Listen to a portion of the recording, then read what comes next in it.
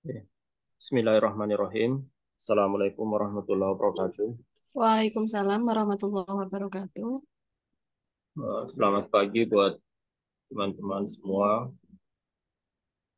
Yang pertama, terima kasih untuk Bu Sofi sudah meluangkan waktunya untuk sebenarnya rencananya ini untuk berbagi dengan teman-teman yang masih berstatus uh, non ASN gitu ya. Iya, Jadi mungkin di sesi kali ini uh, untuk tahap pertama, Bu Sofi berbagi cerita dulu kira-kira gimana kiat-kiat suksesnya untuk uh, menjadi ASN, terutama untuk menghadapi seleksi tahun 2023 ini. Kemudian nanti di sesi berikutnya mungkin ada tanya jawab kalau memang ada teman-teman yang ingin bertanya. Kepada Ibu Sofi saya persilakan. iya, terima kasih Pak Syarif. Assalamualaikum warahmatullahi wabarakatuh. Selamat pagi teman-teman. Terima kasih atas waktu yang telah diberikan dari Sial Academy ya. Di sini sebenarnya saya ingin sharing atau berbagi pengalaman kepada teman-teman semuanya. Bagaimana kiat-kiat atau cara-cara agar kita bisa menaklukkan seleksi ASN. Jadi ASN itu kan baik PNS maupun P3K. Oke, saya izin share screen terlebih dahulu.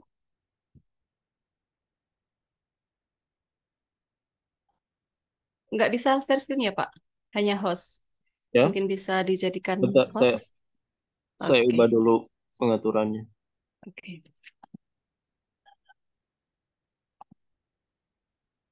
Coba Bu, Ya,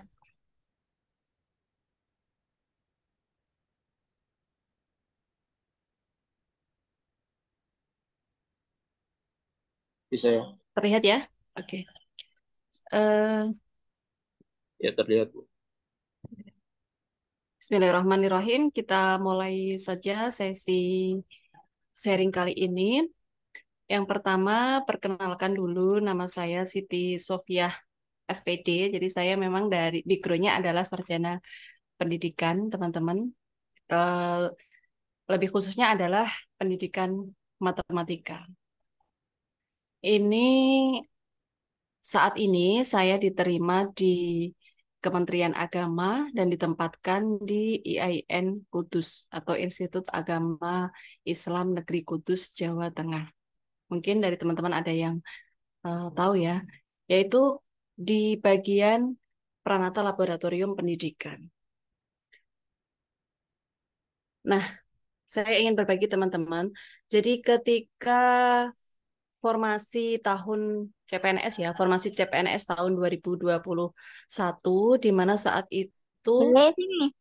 untuk sarjana pendidikan itu tidak ada formasi guru. Untuk yang PNS itu nggak ada formasi guru, semua dialihkan di P3K. Sedangkan saya mengajarnya saat itu adalah di Kementerian Agama, yang mana Kementerian Agama belum membuka P3K untuk guru. Guru terutama yang mengabdi di sekolah swasta itu belum ada. Jadi saat itu memang tidak ada bayangan atau bahkan sama sekali nggak ada formasi sarjana pendidikan gitu ya. Tapi meskipun tidak ada, saat itu saya tetap belajar, tetap mempersiapkan gitu. Sebelumnya, saya sudah pernah mengikuti tes CPNS itu 3 kali, teman-teman. Jadi di tahun 2018, saat itu formasinya adalah guru matematika SMP. Dan saat itu memang saya nggak ada persiapan sama sekali, tinggal mengalir aja gitu, tinggal ikut karena pertama kali gitu ya. Belajar juga seadanya dari googling gitu. Beli buku pun tidak saat itu. Saat itu belum berhasil, yaitu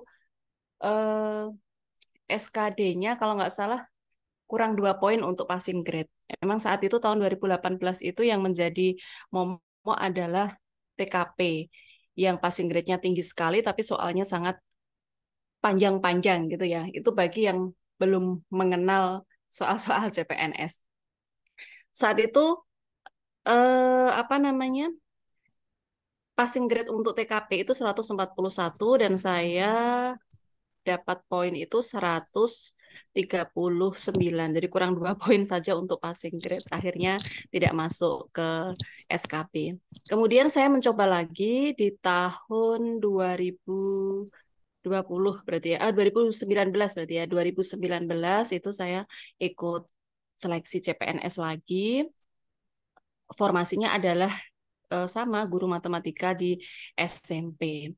Nah, formasi yang saya lamar itu ada satu lowongannya satu ya, atau formasinya itu satu, yang daftar itu 123 orang. Saat itu jadi saya juga udah ini, wah 123 orang berarti 1 banding 123. Tapi saya nggak ini ya, nggak menyerah ataupun nggak takut. Jadi dalam prinsip saya, kenapa saya harus takut? Kalau bisa orang yang takut atau minder kepada saya gitu. Jadi saya tekankan seperti itu. Akhirnya alhamdulillah lolos SKD. Saat itu tertinggi nomor satu ya, nomor satu di formasi saya dengan nilai 411 saat itu. Soalnya masih 100 dulu ya. Nah, itu saya nomor satu di SKD, tapi pada tahun 2020 masuk SKB, diambil tiga kan, perengkengan itu tiga, dan saya di urutan nomor dua. Karena ya banyak hal saat itu saya musim corona, itu saya terkena apa namanya kena virus corona juga ya, mengalami corona, kemudian apa namanya pada saat saya tes itu juga sakit dan lain sebagainya lah. Intinya pada saat itu saya gagal di seleksi Iya, tahun memang hari apa 2019. enggak ini kita enggak senam. Mana baju yang perlu Oke. perlu? Kemudian saya mencoba lagi di tahun 2020 kan nggak ada karena masih ada pandemi COVID. Kemudian di tahun 2021 ada formasi, di mana formasinya itu tidak ada dari guru gitu ya. Nah, tapi saya tetap optimis, tetap belajar, mempersiapkan diri, entah itu ada formasi ataupun tidak, saya tetap ikut, saya tetap mempersiapkan diri gitu. Nah, ini adalah formasi yang saya lamar. Jadi ahli pertama Pranata Laboratorium Pendidikan. Saat itu yang mendaftar di IAIN Kudus adalah 2041 orang. Diambil satu formasi atau satu orang saja. Jadi diambil tiga nantinya. Tiga tertinggi dari SKD.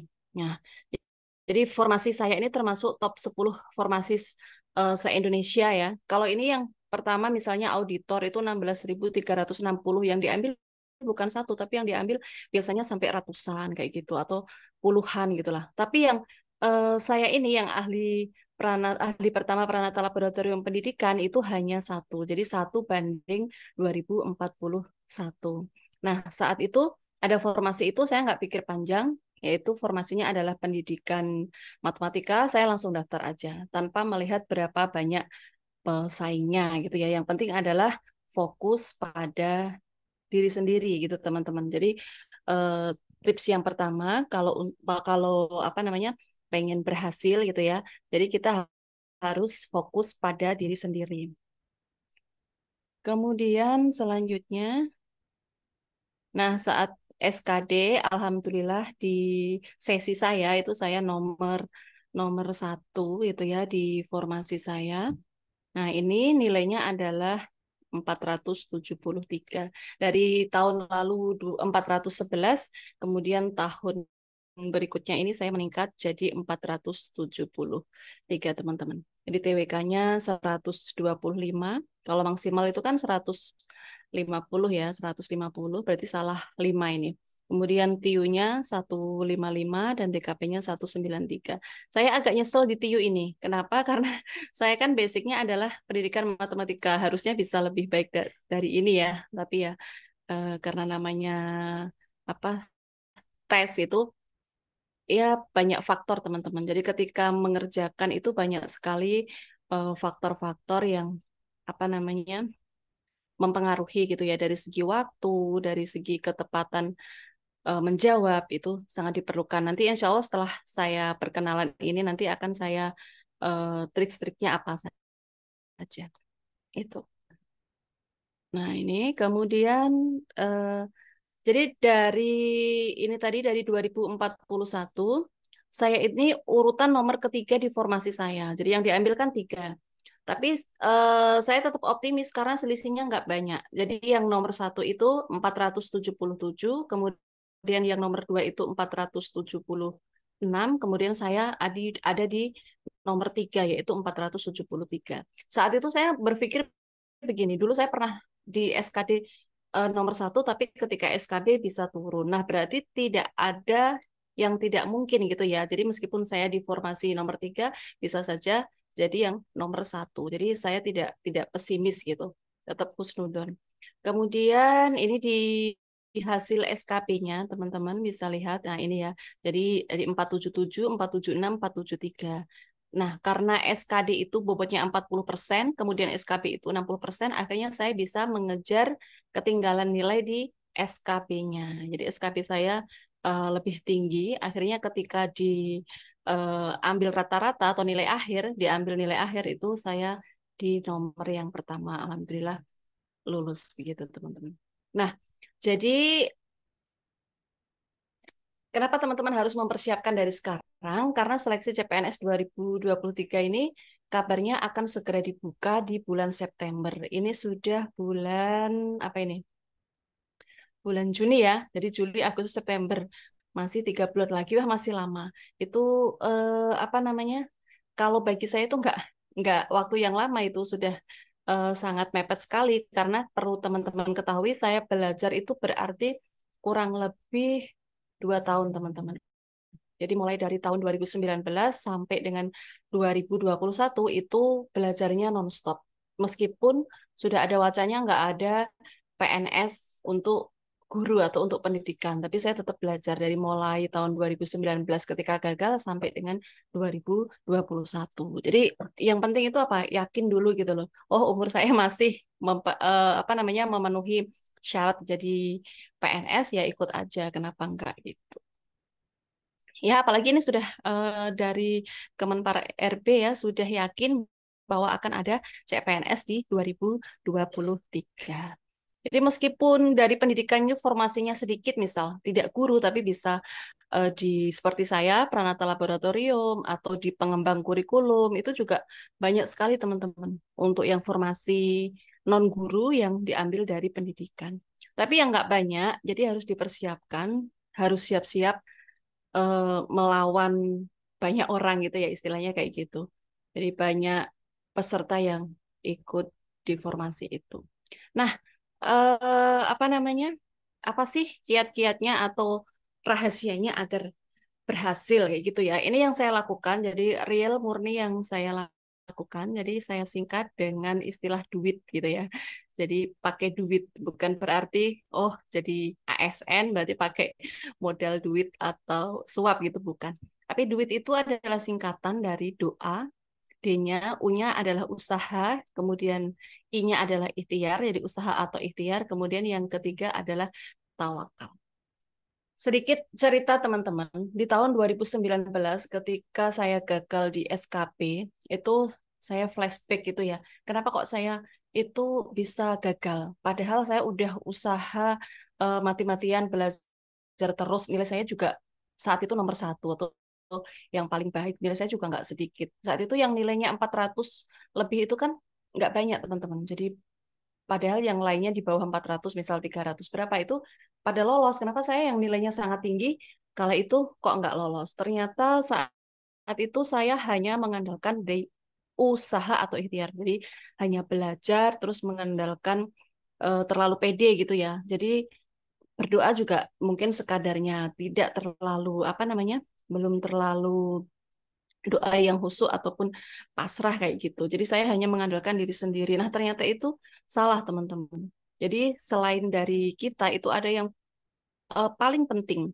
atau poin yang paling penting yang harus kita ingat, yaitu adalah doa atau ikhtiar batin. Jadi setiap kegiatan atau setiap usaha yang kita lakukan itu harus menyertakan Tuhan, harus menyertakan Allah bagi yang beragama Islam. Gitu ya. Jadi ketika di tahun 2021 itu saya rubah mindset saya. Jadi tidak usahanya yang saya perbanyak, tapi fokus ke doa gitu. Di sini akan saya jelaskan apa saja yang doa-doa yang saya lakukan gitu ya. Yang pertama di sini adalah sholat wajib tepat waktu. Saya yakin teman-teman semuanya ini sudah rajin-rajin sholat. Tapi mungkin kalau tepat waktu itu terutama saya itu kadang ketika masih di jam kerja gitu ya. Oh nanti kayak gitu. Atau mungkin di rumah sibuk sholatnya nanti gitu. Tapi saat itu eh kita harus ketika sudah masuk waktu sholat ya harus sholat gitu ya, sholat tepat waktu atau di awal waktu. Kemudian sholat tahajud, sholat hajat, dan sholat duha. Jadi sholat tahajud tiap malam gitu ya, minta kepada Allah, kemudian sholat hajat agar dikabulkan, dan sholat duha. Kalau sholat duha ini sekedar sharing ya, bukan berarti menyombongkan diri. Memang saya hampir tiap hari itu sholat duha, tapi dulunya itu sholat duhanya hanya 2 rakaat, maksimal 4 rakaat. Tapi saat tahun 2021 itu saya tambah, teman-teman. Jadi kalau bisa itu minimal 6 rakaat atau bahkan bisa sampai 12 rakaat. Nah, ternyata di situ karena ketika saya mendengar kajian gitu ya, kalau sholat duha 2 rakaat itu hanya untuk kayak diri sendiri gitu loh, belum yang membuka rizki. Tapi kalau sudah di 4 rakaat, 6 rakaat dan seterusnya itu fadilahnya atau manfaatnya banyak sekali, gitu teman-teman. Kemudian sholawat minimalnya 1000 kali. Jadi nggak langsung sih. Sebenarnya kalau mau langsung juga boleh pakai sholawat mutlak yang shollallahu ala Muhammad itu 1000 kali itu paling 10 menit sampai 15 menit. Tapi kalau teman-teman merasa wah keberatan itu kalau 1000 kali, maka bisa dibagi setiap habis sholat fardu itu 200 kali. Sebentar kok teman-teman. Hanya sholawat mutlak atau sholawat itu Shollallahu ala Muhammad itu aja. Kemudian sedekah subuh ya, sedekah subuh itu bagaimana? Mungkin teman-teman di sini sudah sering melakukan sedekah subuh diniatkan untuk diri kita atau untuk usaha kita agar diridhoi oleh Allah, agar berhasil gitu ya. Nah, saya biasanya punya kaleng gitu ya, saya tulisi sedekah subuh. Jadi untuk mengajarkan kepada keluarga juga, pada anak-anak juga. Jadi setiap habis sholat subuh gitu memasukkan uang berapapun itu ya, receh atau apa boleh. Itu nanti kalau sudah terkumpul kita sedekahkan gitu. Kemudian puasa Senin Kemis. Kalau puasa Senin Kemis ini alhamdulillah saya udah terbiasa nih dari zaman sekolah dulu. Insya Allah sampai sekarang gitu ya. Puasa Senin Kemis, kemudian membantu orang lain. Nah, ini teman-teman yang saya ingin cerita. Jadi membantu orang lain dalam hal apapun. Kita punya apa misalnya gitu ya. Tidak harus selalu materi. Mungkin kita bisa di bagian hitung-hitungan misalnya. Kalau saya kan kebetulan matematika. Nah, ketika ada teman saya seperjuangan misalnya minta diajarin, nah kita jangan pelit ilmu. Jadi kita harus membantu teman tadi gitu ya, membantu menjelaskan dan lain sebagainya. Siapa tahu di antara orang-orang yang kita bantu itu doanya yang justru dikabulkan oleh Allah. Jadi bisa jadi lewat doa orang lain, bukan doa kita. Mungkin kalau saya meyakininya begitu. Mungkin kalau saya sih masih jauh dari masih jauh dari sempurna atau mungkin banyak dosa sehingga doa-doa saya sulit sekali untuk dikabulkan gitu ya. Tapi mungkin dari perantara orang lain atau doa orang-orang yang pernah kita tolong gitu. Kemudian ini yang terpenting juga teman-teman. Jadi yang masih punya orang tua gitu ya, kita harus mencari ridho orang tua. Jadi saat itu saya ketika mau daftar itu pamit dulu kepada orang tua, minta didoakan. Karena kita harus meyakini bahwa doa orang tua itu mustajab, apalagi doa ibu gitu kan, itu sangat mustajab sekali. Jadi saya betul-betul minta ridho kepada orang tua. Ya, macam-macam teman-teman. Jadi mungkin bisa dengan cara menyenangkan orang tua. Jadi dari perhatian kecil, misal contoh gitu ya, orang tua kita itu sukanya makan apa gitu, misalnya suka masakan apa gitu. Nah, sesekali bisa kita kirimi atau apa, itu kan orang tua kan akan merasa senang gitu ya, butuh apa namanya bentuk perhatian, diperhatikan gitu. Nanti akan doanya itu lebih ikhlas gitu kan seperti itu. Intinya seperti itu teman-teman. Jadi ridho orang tua ini juga sangat penting sekali. Kemudian setelah tadi doa yang pertama ya, kita betul-betul ikhlas melakukannya. Ya enggak karena ini. Mungkin kalau ada yang bilang seperti ini, berarti doanya kemudian atau amalannya itu pamrih karena kepingin jadi ASN kayak gitu ya. Ya mungkin niatnya karena Allah, tapi dengan seperti itu kan nanti Allah akan melihat. Jadi begini teman-teman, kalau prinsip saya itu seperti ini. Allah itu akan melihat usaha hambanya. Jadi ada yang bilang seperti ini, kalau sudah takdir mah nggak kemana gitu kan. Kalau udah takdirnya jadi PNS misalnya, ya jadi kalau enggak ya enggak kan gitu. Tapi semua itu perlu ada effort dari kita. Contoh begini, misal ada dua orang nih yang apa namanya eh, mendekati kita gitu kan. Yang satu itu dengan effort yang sungguh-sungguh membawakan ini atau pokoknya perhatian dan lain sebagainya gitu kan dekat dengan kita. Sedangkan yang satunya lagi asal-asalan. Nah, kira-kira kita akan milih yang mana? Tentu kan kita akan memilih yang usahanya banyak atau kelihatan apa namanya? Kelihatan sungguh-sungguh kan. Nah, jadi Allah juga akan melihat dari sisi itu. Nah, itu yang saya yakini dulu seperti itu. Jadi dari 2041 orang, saya yakin itu semuanya berdoa. Nah, tapi nanti Allah akan memilih doa mana. Jadi akan melihat usaha hambanya kan gitu. Jadi oh usahanya ini yang sungguh-sungguh, usaha ini yang setengah-setengah gitu. Saya yakin dari situ. Jadi kita harus lebih usahanya lebih diperbanyak gitu. Oke, sedangkan yang kedua adalah usaha atau ikhtiar. Nah, ini juga nggak kalah penting teman-teman. Jadi banyak yang bilang berarti berdoa saja nggak usah belajar. Nanti ada yang bilang gitu kan, saya nggak belajar kok.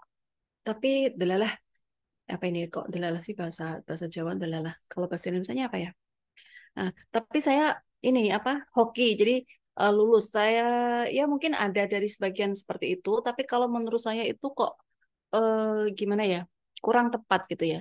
Jadi selain usaha itu juga usaha dohirnya itu juga harus betul-betul sungguh-sungguh teman-teman. Yang pertama adalah mempersiapkan diri dengan baik. Jadi mulai dari sekarang itu ditata niatnya. Niatnya ditata. Oh saya tuh kepengen tujuan saya jadi PNS itu untuk apa? Tujuan saya jadi ASN itu untuk apa? Dan yang nggak kalah penting teman-teman yaitu memantaskan diri. Itu yang saya lakukan. Jadi harus memantaskan diri dulu. Saya itu udah pantas belum ya jadi ASN ya, kayak gitu. Jadi kalau misalnya saat ini kita sudah bekerja ya, kalau saya kok berangkatnya terlambat, itu saya pantas nggak ya jadi ASN berangkatnya telat gitu kan. Saya bekerjanya asal-asalan. Itu kira-kira kalau saya jadi ASN itu pantas enggak? Nah, jadi sebelum jadi ASN itu sudah memantaskan diri dulu gitu loh. Jadi meskipun saya dulu juga masih guru Yata ya, guru honorer, itu juga sudah bekerjanya itu minimal standar standar ASN gitu teman-teman. Jadi dari bentuk pelayanan, dari bentuk mengajarnya, dari bentuk apapun itu sudah standarnya standar ASN. Nah, itu namanya sudah mempersiapkan diri dan memantaskan diri untuk menjadi ASN begitu. Kemudian yang dua adalah memahami karakteristik tes. Nah, tesnya seperti apa gitu kan? Dari misalnya kalau yang PNS itu harus melewati SKD dulu, ada tes wawasan kebangsaan, kemudian ada tes intelijensi umum dan tes karakteristik pribadi yang disingkat dengan TWK, TIU dan TKP. Kalau yang P3K mungkin bisa di profesional atau soal-soal yang berkaitan dengan formasinya, kemudian manajerial dan sosiokultural wawancara. Jadi itu harus dipersiapkan dengan baik, teman-teman. Dipelajari. Nah, kalau ada yang tanya berapa lama belajarnya? Sudah tadi di awal sudah saya jelaskan ya, saya belajarnya itu mungkin 2 tahun gitu. Jadi memang nggak instan teman-teman. Jadi misal TWK itu lebih kepada wawasan kebangsaan yang di dalamnya ada Pancasila, ada Undang-Undang Dasar, ada sejarah gitu kan. Nah itu memang banyak sekali yang dipelajari. Jadi kita harus mempersiapkan dari jauh-jauh hari. Minimal kalau menurut saya ya standar untuk dapat nilai yang bagus itu minimal undang-undang dasar sama pengamalan Pancasila itu harus di luar kepala atau hafal gitu loh. Hafal. Nah, kalau sudah hafal, nanti ditingkatkan lagi dari segi pemahamannya. Jadi tidak hanya sekedar hafal, oh pasal 1 berbunyi ini, nah, tapi lebih ke implementasinya juga harus apa namanya dipahami. Jadi kadang-kadang banyak dari teman-teman gitu ya, dulu itu begini, oh, undang-undang nggak keluar sama sekali. Nggak ada yang pasal ini berbunyi ini. Enggak. Sebenarnya di situ tuh ya keluar. Kalau menurut saya itu semuanya sama. Kan udah ada kisi-kisinya, teman-teman. Ya keluar. Cuma bahasanya nggak langsung yang sesederhana pasal ini berbunyi ini atau pasal ini pasal 2 ayat 3 itu bunyinya apa. Misal kayak gitu. Enggak. Jadi lebih ke implementasi gitu ya. Jadi ada cerita, soal cerita. Nah, jawabannya itu kita jawab dengan menggunakan pasal-pasal yang ada di Undang-Undang Dasar 1945.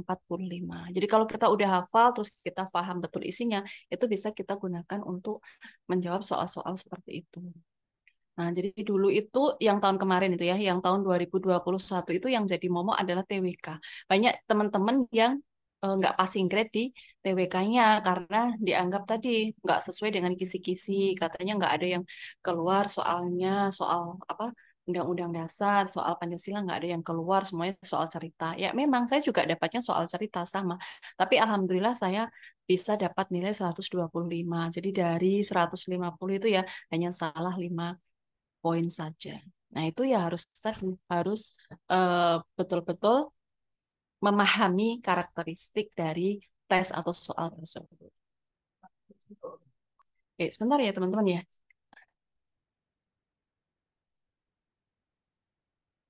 Bentar anak ada. Bentar.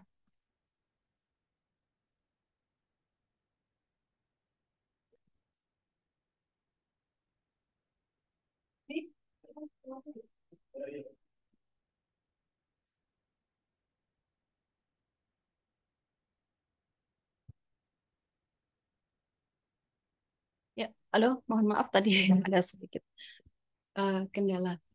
Kemudian yang ketiga adalah mengatur waktu dengan baik. Jadi begini teman-teman, banyak yang bilang soalnya itu nggak sulit, tapi saya kehabisan waktu. Itu banyak sekali yang cerita seperti itu.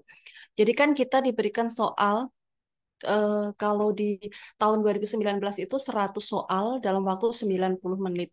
Jadi lebih banyak soalnya daripada waktunya. Kalau yang tahun 2021 kemarin itu soalnya ada 110, waktunya 100 menit. Jadi lebih banyak soalnya daripada waktunya. Nah, caranya bagaimana mengatur waktu dengan baik? Yaitu dengan cara perbanyak latihan soal tryout. Nah, di situ kita tryout itu jangan asal-asalan, teman-teman. Jadi biasanya kan kita dapat tryout nih, kita kerjakan dulu, misalnya dapat 10, terus istirahat. Terus dapat soal tambah lagi 10 istirahat atau disambi apa. Kalau pengalaman saya, itu nggak seperti itu. Jadi saya mewajibkan diri saya itu sehari minimal 1 tryout. Itu ya, sehari minimal 1 tryout. Nah, di dalam mengerjakan latihan tryout itu tersebut, dalam mengerjakan tryout tersebut, itu kita harus eh, kasih timing sendiri, gitu ya. Jadi misalnya pertama nih, saya mengerjakan itu di menit ke berapa sudah dapat soal segini. Nah, berarti besok saya tingkatkan lagi. Jadi harus melatih ini teman-teman, apa namanya konsentrasi, ya konsentrasi. Karena pada dasarnya manusia itu bisa berkonsentrasi penuh itu biasanya di 30 menit awal. Setelah itu ambyar atau buyar gitu ya. Mungkin di awal-awal gitu 30 menit bisa fokus, tapi setelahnya itu biasanya sudah ambyar. Nah, caranya bagaimana biar 90 menit atau 100 menit itu fokus terus dari awal sampai akhir? Ya harus dilatih. Latihnya sedikit demi sedikit gitu. Jadi latihan tryout 90 menit, ya 90 menit itu dihabiskan waktunya. Jangan disambi-sambi gitu loh. Nah, bisa dengan cara misalnya kan saya udah bekerja, ya cari waktu lah. Dalam 1 hari semalam itu kan ada tentu waktu yang 90 menit itu aja. Saya udah punya keluarga misalnya, diganggu anak, ya di mana kita bisa mengerjakan di mana kita nggak diganggu anak, misalnya habis sholat tahajud, habis sholat subuh, di mana anak belum bangun kayak gitu. Jadi itu yang saya lakukan teman-teman. Jadi biasanya saya melakukan tryout itu nggak hanya sekali ya. Kalau sekali itu minimal, biasanya bisa sampai 2 atau 3 kali. Kalau yang waktu kalau bagi saya ibu-ibu yang sudah bekerja juga punya anak kecil gitu kan, itu saya melakukan tryout yang terus, yang nggak diganggu gitu ya, yang bisa itu biasanya habis sholat subuh atau habis sholat hajat gitulah di sepertiga malam itu, hening, nggak ada yang ganggu gitu kan, anak-anak masih tidur, suami masih tidur. Nah, nah itu kita bisa mengerjakan tryout di situ 90 menit. Kemudian mungkin kalau di sela-sela waktu ngajar gitu, ketika ada jam kosong atau apa, kita bisa ke perpustakaan. Nah, di situ bisa mengerjakan tryout. Nah, itu teman-teman. Kemudian memilih soal yang tepat. Nah, memilih soal yang tepat itu maksudnya begini. Jadi ketika di eh, tes beneran mengerjakan soal itu, kita jangan terpaku pada satu soal itu terus. Jadi misalnya kita baca nih, serat gitu, 5 detik atau 10 detik gitu ya. Kita kok nggak tahu jawabannya, ini saya nggak paham. Ya udah dilewatin aja. Kemudian skip, ganti soal berikutnya. Kalau saya gitu. Jadi soal berikutnya kayak gitu. Tapi kalau bisa dibaca, oh ini bisa, berarti saya kerjakan. Kalau enggak, ini nggak bisa nih, saya tinggal aja. Nanti di akhir kan pasti masih ada sisa waktu buat kembali lagi ke soal yang kita belum bisa. Jadi ini pengalaman saya begitu teman-teman. Jadi ketika saya baca, oh saya nggak paham, udah saya nggak saya terusin. Saya pindah lagi. Ketika saya kembali lagi dengan pikiran yang mungkin sudah jernih ya, udah tenang gitu kan, udah selesai sampai akhir. Nah soal yang nggak bisa tadi itu ternyata bisa saya jawab gitu dengan oh ternyata seperti ini. Jadi saya paham gitu. Nah di pengalaman saya, dari 110 soal ya kemarin ya, 110 soal 100 menit itu masih ada sisa berapa? Jadi banyak teman-teman yang tanya begitu. Jadi sampai terakhir pol itu ya 110 soal sudah saya jawab semuanya, itu saya menyisakan waktu 15 menit teman-teman. Nah, jadi kan berarti masih banyak nih. Jadi jangan sering bilang, oh soalnya sama waktunya, banyakkan soalnya. Ternyata itu bisa. Jadi masih ada waktu 15 menit itu kita bisa gunakan untuk membaca dari soal-soal yang ragu. Kalau saran saya sih nggak usah membaca soal yang kita udah mantep. Itu malah nanti bisa berubah gitu ya, bisa berubah jawabannya yang benar bisa diganti dengan yang salah. Tapi lebih ke kalau sudah mantap ya udah biarkan aja. Kemudian kita kita kan bisa menandai nih ini yang ragu-ragu atau apa bisa ditulis di kertas gitu kan untuk kembali lagi ke soal yang kita ragukan tadi. Kemudian menguasai materi yang diujikan. Nah, ini berarti perlu latihan, teman-teman. Dari 1, 2, 3, 4, 5 ini, teman-teman bisa mendapatkan semuanya itu dengan mudah jika apa? Jika ikut bimbel, teman-teman. Oh, jadi Bu Sofi dulu ikut bimbel. Iya, saya ikut bimbel. Banyak sekali yang saya ikuti, termasuk Serial Academy ini ya. Saya ikut ikut bimbel gitu banyak sekali. Jadi kita bisa mengikuti ini apa namanya? Bisa mempersiapkan diri dengan baik, bisa tahu soal tryout itu dari mana kalau nggak kita ikut bimbel. Kita nyari soal dari mana gitu kan. Tapi kalau kita ikut bimbel, itu kan kita dapat tryout itu banyak sekali kan. Nah, itu bisa kita gunakan banyak soal itu untuk latihan. Terus kemudian selain itu, selain kita dapat soal banyak, kita dapat materi, kita dapat penjelasan, kemudian kita dapat apa namanya teman untuk sharing, untuk tanya-tanya soal, kita dapat mentor yang bisa kita tanyai untuk trik-trik menjawab. Jadi untuk usaha atau ikhtiar, saran saya itu adalah mengikuti bimbel. Dan bimbel Serial Academy ini udah nggak diragukan teman-teman, udah banyak eh, ratusan peserta yang lulus dari Serial Academy ini, baik PNS maupun yang apa namanya P3K gitu ya. Jadi banyak sekali. Karena apa? Karena di situ diberikan latihan-latihan soal. Tapi banyak juga dari teman-teman yang bilang soalnya kok nggak keluar ketika tes. Ya nggak bisa, itu nggak ada ya. Kalau soal persis dari bimbel terus keluar di dalam tes ya nggak mungkin ada. Bimbel manapun itu saya yakin nggak akan ada yang soalnya persis. Tapi minimal adalah gambarannya itu seperti itu. Jadi misal kayak soal TIU gitu kan, hitung-hitungan. Itu konsepnya sama persis seperti yang diberikan bimbel, cuman angkanya aja yang diganti. Itu kan lebih baik. Jadi lebih baik kita memahami konsep, ketika nanti soalnya diganti, itu kita bisa mengerjakan. Jadi gitu teman-teman. Jadi trik yang kedua adalah usaha atau ikhtiar. Kalian bisa dapatkan semuanya ini adalah dengan mengikuti bimbel gitu ya. Kemudian yang terakhir nih, jadi tawakal atau berserah diri kepada Allah, senantiasa berhusnudon, sabar dan tetap semangat. Ini sudah saya apa namanya alami ketika saya gagal dulu di SKD, di SKB gitu ya. Nah, jadi saya berserah diri kepada Allah. Ya sudah, mau gimana lagi, kita udah usaha usaha maksimal gitu ya, tapi masih belum diberikan kesempatan. Oh, itu berarti baru rezeki kita. Tapi kita tetap berhusnudon, tetap berprasangka baik. Oh, mungkin nanti akan ditempatkan di tempat yang lebih baik ya gitu. Jadi alhamdulillah dari saya gagal menjadi guru tinggi yang mungkin lebih baik dari formasi yang sebelumnya. Nah, kemudian kita tetap sabar dan tetap semangat ya. Yang penting ini, apalagi teman-teman ini mungkin usianya masih muda, masih di bawah 30 tahun. Jadi untuk jadi PNS itu masih ada waktu yang lumayan lama gitu ya. Jadi banyak sekali sih di antara teman-teman ada yang baru pertama kali tes lolos juga ada yang 2 kali, ada yang 3 kali, bahkan ada ke yang ke-7 baru lolos juga ada, ikut yang ke-10 baru lolos juga ada. Nah, itu semuanya punya tadi sudah digariskan atau kita sudah kalau sudah berusaha, sudah berdoa dengan maksimal, maka yang terakhir adalah tawakal. Semuanya diserahkan kepada Allah gitu. Ya, terima kasih teman-teman. Mungkin itu yang bisa saya sampaikan.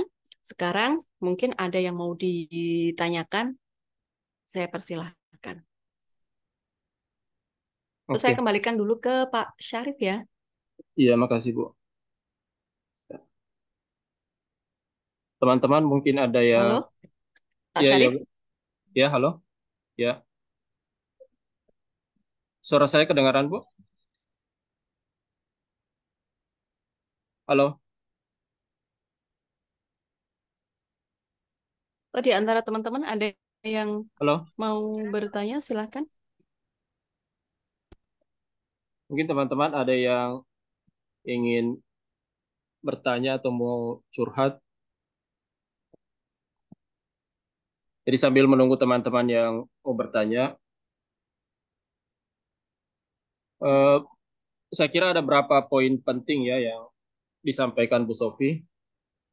Yang pertama bahwa kalau teman-teman yang punya ijazah SPD itu sebenarnya peluang untuk menjadi PNS eh, tidak 100% tertutup begitu ya.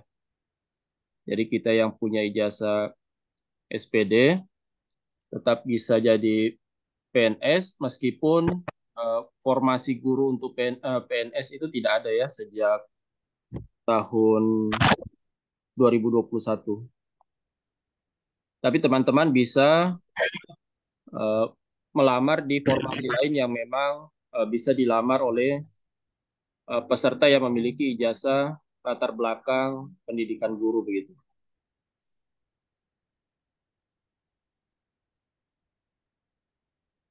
Dan itu sudah dibuktikan oleh Bu Sofi. Jadi bisa bisa lulus di formasi apa tadi nama formasinya Bu? Pranata apa tadi? Pranata Laboratorium Pendidikan ya. Ya. Dan ternyata ini eh, biasanya dibuka di ada beberapa kampus ya kalau yang tahun 2021. Mungkin Bu Sofi ada info yang kemarin 2022 ada enggak Bu di kampus-kampus IAIN yang diterima lagi Pranata Lab Pendidikan?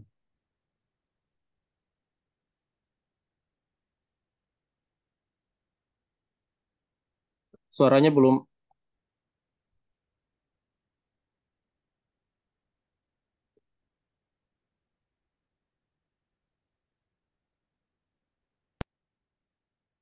ya.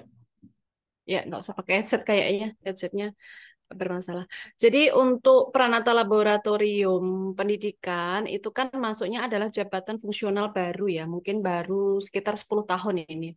Nah, itu banyak sekali dibutuhkan di perguruan-perguruan tinggi dan sekolah-sekolah negeri gitu. Kalau yang di IAIN Kudus terutama itu sih baru baru saya kebetulan ini Bapak. Jadi Ya. sebagai peranata laboratorium yang pertama dan satu-satunya kayak gitu.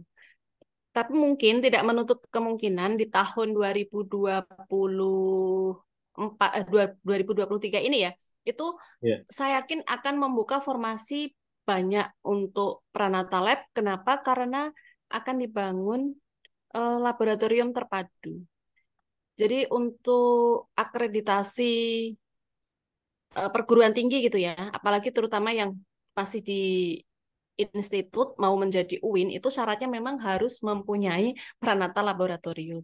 Jadi itu pasti dicari perguruan tinggi di seluruh Indonesia. Jadi masih banyak sekali. Jadi nggak hanya pendidikan matematika, ya banyak sekali pendidikan IPA, biologi, bahkan ada yang pendidikan agama Islam itu juga bisa masuk di Pranata Laboratorium. Kayak gitu. Ini di zaman Bu Sofi yang bisa mendaftar di formasi ini khusus yang latar belakang pendidikan saja atau bagaimana Bu kemarin? Ya, kalau yang di formasi saya, yang di IAIN Kudus itu hanya satu formasinya, jenisnya gitu ya, yaitu pendidikan matematika gitu, Bapak. Jadi pendidikan matematika atau yang lulusan dari perguruan tinggi Islam, PTKIN itu tadris gitu namanya ya, tadris matematika. Jadi Ya. memang khusus untuk pendidikan matematika. 2041 orang itu ya sarjana matematika semua, sarjana pendidikan matematika semua. Kayak gitu. Oke, oke. Iya, tapi kalau Teman-teman, dari yang kampus lain atau dari perguruan tinggi lain itu beda-beda sih. Ada yang dari kimia, ada yang agama juga ada pendidikan agama Islam, ada pendidikan jadi macam-macam, pendidikan biologi gitu. Tapi semuanya itu syaratnya memang sarjana pendidikan. ya. Nggak ada yang penting kayaknya, iya. Jadi teman-teman yang ingin mencoba peruntungan ya bisa nanti cari-cari formasi itu ya. Iya. Jadi kalau memang sekarang eh, masih lebih serak untuk jadi PNS daripada P3K, ya bisa cari formasi itu nanti kalau sudah keluar formasinya ya. Teman-teman ada yang mau bertanya silakan bisa di kolom chat atau bisa juga langsung. Baik itu tentang CPNS atau P3K juga boleh. Guru kan seperti sudah disampaikan tadi, memang tidak ada formasi khusus guru gitu ya. Kecuali kalau di bawah kementerian lain mungkin ada ya. Kalau tidak salah dulu pernah ada, tapi Kementerian Pertanian kalau tidak salah pernah ada. Oh iya, betul Bapak. Iya, jadi memang ada dulu. Jadi mungkin yang guru-guru atau apa itu namanya sarjana pendidikan itu mungkin tahu semua formasi pendidikan itu di mana aja gitu ya. Termasuk saya juga tahu ada di Kementerian Pertanian itu, tapi tempatnya dulu jauh sih. Saya nggak ngambil itu guru matematika ya. Ada 3 formasi dulu di NTT, Nusa Tenggara Timur. Iya betul. Heeh. Itu 2021 kalau tidak salah Betul sekali ada Pak, di 2021. NTT. Iya. Jadi teman-teman yang mau apa namanya mencoba di CPNS itu ya harus rajin-rajin nyari ini formasinya. Jadi sedetail apapun gitu ya, ada pendidikan apa aja gitu harus dicari. Ada juga yang formasi ini termasuk pengembang kurikulum kayak gitu. Teman saya itu ada itu semua sarjana pendidikan. Jadi nggak menutup pendidikan apapun, pokoknya sarjana pendidikan itu bisa daftar di situ. Jadi random banyak banget itu juga pendaftarnya. Itu langsung Kementerian Kemendikbud ya, Bu? Kemendikbud ya, Kemendikbud. Iya, tapi kalau yang seperti itu pasti persaingannya lebih Iya, betul ketat sekali. lagi karena pasti semua Heeh, pendidikan bisa masuk di situ. iya. Kalau yang model-model seperti itu kayaknya masuknya kementerian. Kalau seperti Pemkab atau Pemprov itu kan kayaknya enggak. Jadi lebih ke kementerian pusat gitu ya.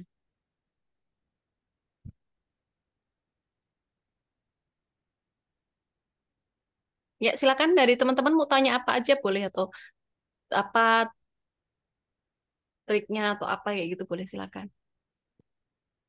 Dulu juga saya juga sama seperti teman-teman ini. Jadi soal per CPNS-an itu tiap hari itu saya update. Ya ada webinar seperti ini saya juga ikut, ada sharing soal di Telegram juga saya ikuti, lihat YouTube apa aja juga saya ikuti. Jadi memang ini teman-teman, jadi dunianya itu selama 2 tahun itu ya, 2 tahun itu ya dunia per-CPNS-an terus kayak gitu. Entah itu ada apa namanya informasi sekecil apapun itu kita tahu gitu. Ada yang model passing grade-nya gini, gini, gini itu semuanya tahu. Jadi jangan sampai kita ikut tes tapi kita nggak tahu info-info. Ini sekedar cerita ya. Ada tuh teman saya, dia tuh punya tetangga kayak gitu kan cerita. Bahkan dia itu nggak tahu tanggal tesnya itu udah kelewat gitu loh. Misal dia itu dijadwalkan tanggal 20 Agustus gitu kan. 20 Agustus itu tes sesi pertama. Dia itu nggak datang. Nggak datangnya itu bukan karena apa-apa, tapi nggak tahu. Itu kan gimana ya? Nggak lolos, tapi nggak lolosnya itu eh, sangat Karena tidak apa ikut. ya namanya? Betul-betul nggak ini kan? Nggak apa namanya? Nggak ada kesungguhan gitu loh. Masa hari tesnya aja dia nggak tahu. Sampai tahunya itu udah kelewat jauh loh. Saya ternyata jadwalnya tanggal 20 Agustus, dia tahunya udah di bulan September. Itu kan nggak lucu gitu loh. Nggak lucu dengan gagal yang seperti itu. Jadi harus memang update update betul. Apalagi zaman sekarang itu kan udah sosial media banyak sekali. Ya, atau jangan-jangan teman-teman yang eh, ikut sekarang ini di webinar ini ada yang sudah masuk prioritas di P3K ya. Entah itu sudah P3 atau malah P2, mungkin belum dapat formasi tahun ini. Jadi untuk P3K guru tahun ini, Bapak Ibu, itu informasinya bahwa semuanya akan menggunakan tes CAT lagi, yang seperti tahun 2021 kemarin. Kenapa? Karena eh, di penilaian tahun 2022 kemarin ada beberapa yang memicu kontroversi begitu.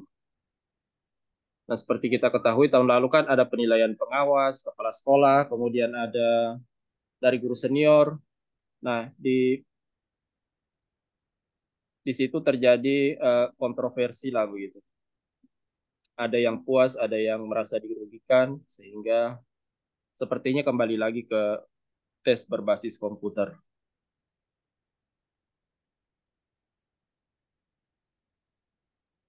Oke, teman-teman, tidak ada yang perlu ditanyakan? Kalau tidak ada, oh, ternyata sudah lewat jam 10 ya. Oh iya. Bu Sofi mungkin ada closing statement, apa Oke, pesan khusus dari Bu iya Pak. Sofi, silakan. Oke. Ya, jadi teman-teman, eh, statement dari saya gitu ya. Jadi tetap apa nih? Tetap semangat, tetap mempersiapkan diri. Tadi pesan saya atau apa ya? Kok pesan sih kayaknya kurang tepat apa nih? Apa ya namanya ya? Jadi tadi memantaskan diri dulu gitu. Jadi apapun kondisi kita saat ini, entah itu masih jadi guru honorer ataupun mungkin sudah masuk dalam P3 ataupun yang lain sebagainya, itu tadi yang pertama, luruskan niat, kemudian yang kedua adalah memantaskan diri untuk menjadi seorang ASN. Jadi nanti kalau sudah pantas itu saya yakin Allah akan melihatnya, oh orang ini pantas. Gitu aja, Pak. Terima kasih ya, teman-teman atas waktunya, atas sharingnya kali ini. Semoga teman-teman semuanya ke depannya dimudahkan, dilancarkan, dan tercapai apa yang dicita-citakan. Dari saya, kurang lebihnya mohon maaf. Wassalamualaikum warahmatullahi wabarakatuh. Waalaikumsalam warahmatullahi wabarakatuh. Ya, terima kasih Bu Sofi sudah berbagi ilmu bersama teman-teman. Terima kasih juga untuk teman-teman yang sempat hadir di ruang Zoom kali ini. Tadi sempat ada belasan gitu ya pesertanya. Mungkin di edisi berikutnya kita akan buat kegiatan seperti ini lagi di momen yang tepat. Kalau sekarang mungkin momennya agak kurang tepat ya. Mungkin ada yang lagi sibuk untuk persiapan Idul Adha.